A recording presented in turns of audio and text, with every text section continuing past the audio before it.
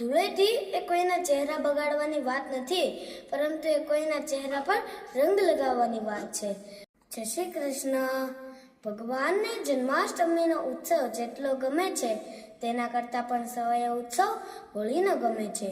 તેથી જ હું તમને પ્રાર્થના કરું છું કે ધૂળેટીના દિવસે જ્યારે તમે રમો ત્યારે પાકા કલરથી નહીં રમતા, પરંતુ રમવું જોઈએ ને તો અબીલ અને ગુલાલથી રમજો.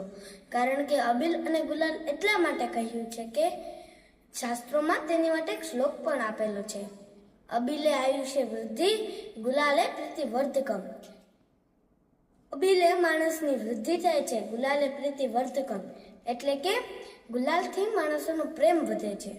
ધૂળેટી એ કોઈના ચહેરા બગાડવાની વાત નથી, પરંતુ એ કોઈના ચહેરા પર રંગ લગાવવાની વાત છે.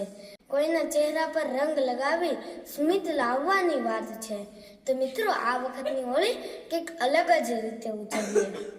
સગા સંબંધીઓમાં સળગતી હોળીને ઓલવીએ. હોળી ધૂળેટીને આપ સૌને હાર્દિક શુભકામના.